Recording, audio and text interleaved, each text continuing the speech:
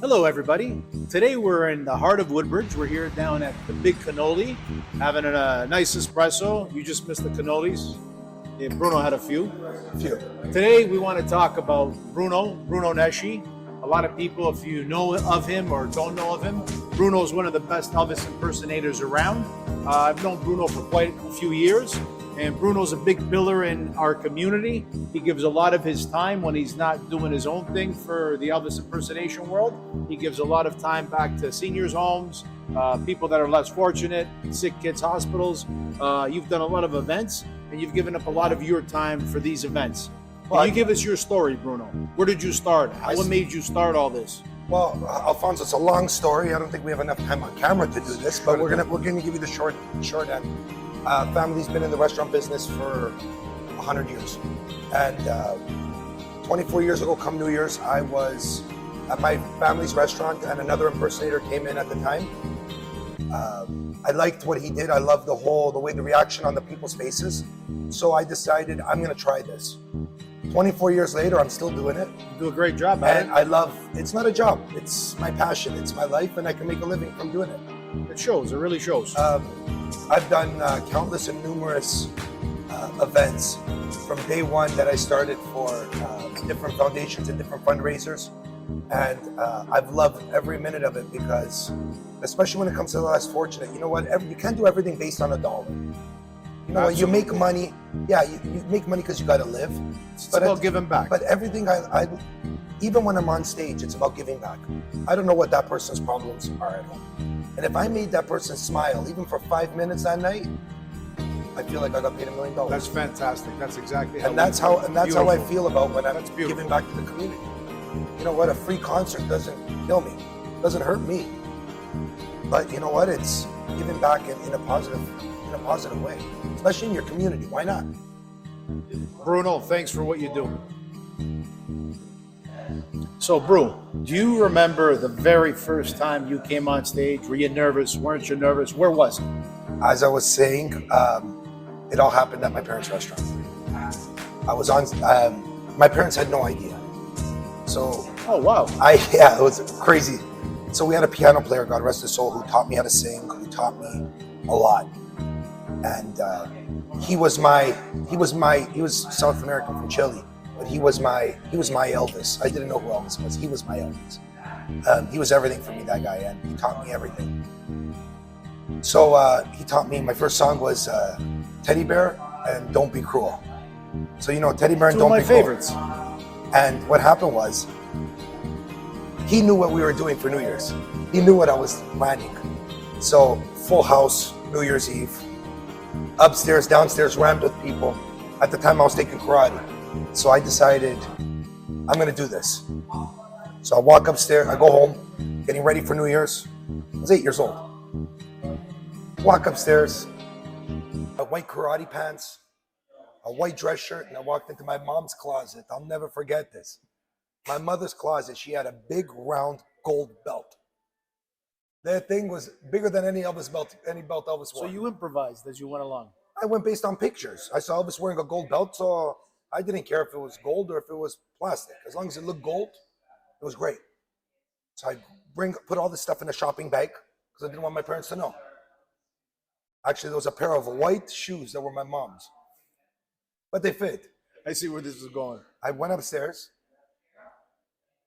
So I told Jesus, the guy who was playing for us, I said, listen, when I'm ready, I'm gonna flash a flashlight at you. Wow, 8 years old, and you had all this going through your head. Yeah, because I wanted it to be a surprise.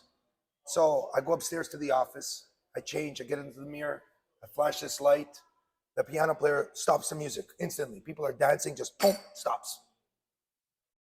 He goes, you know, ladies and gentlemen, I'm sorry to stop the music, but I got a surprise for you. My mom and my dad come out of the kitchen. My dad's scratching his head going, what the heck is going on? All of a sudden he goes, now live here at Fabrizia, Elvis. And he starts, pa-ram-pam, pa-ram-pam. And I come down the stairs with this white suit on, gold belt. My dad looks and he's shaking his head going, oh no. My dad goes, what does this kid know about singing? The people went bananas. And that's all I needed. To know that my life was going to be about Elvis. So, Brew, I've known you for quite some time, and I love the Elvis impersonator that you do. You've won a lot through Kleinberg, Schaumburg, Alliston. You've killed it all the way into the U.S., and you've been coming in first place. But is there a certain attraction? Because for a young guy like you, what do you know about Elvis? That's more my era. Not even your era. We're young bucks. What do we know about Elvis? Come on. Why Elvis? That's You know, what I want to know. Elvis. Okay, so when I started, it wasn't about Elvis. It wasn't. It wasn't about Elvis. So when I started in this business, it was about that other impersonator I met. Because I didn't know at the time who Elvis was.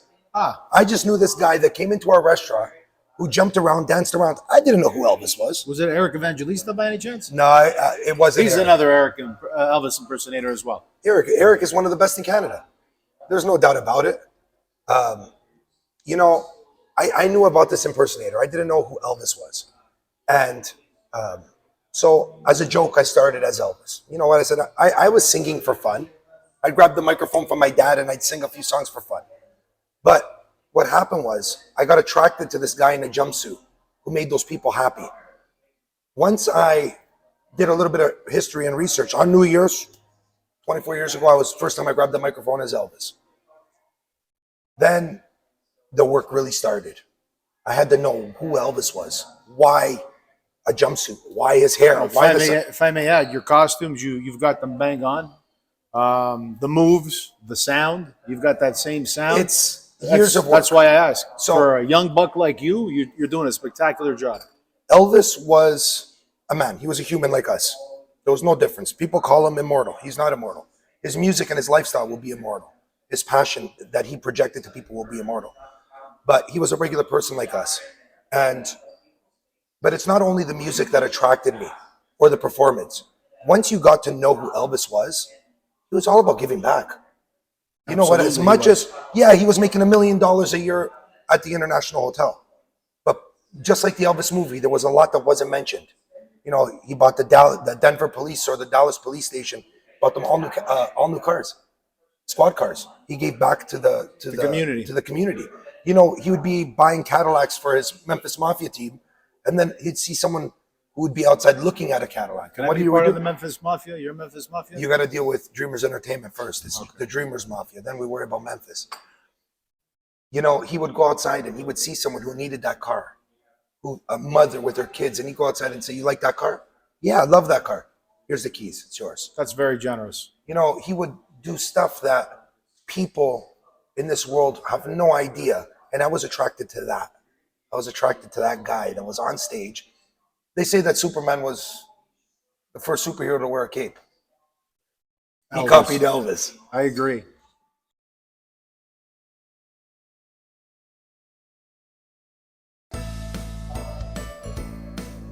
So we're here at the heart of Woodbridge and Market Lane at the Big Cannoli. Whenever you guys come in, say hello to Anthony.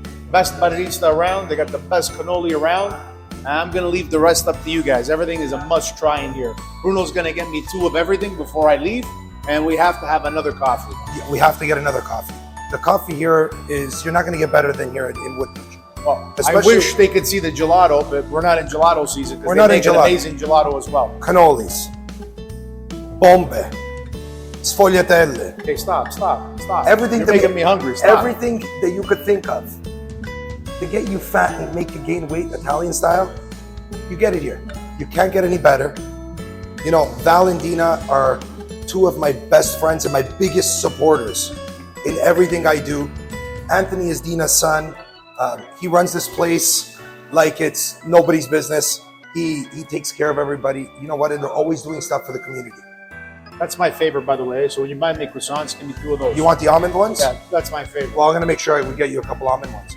But, you know, the Big Cannoli is always supporting the community, always doing stuff for the community. That's absolutely true. Val and Dina, big shout out. You guys have been great advocates for the food bank.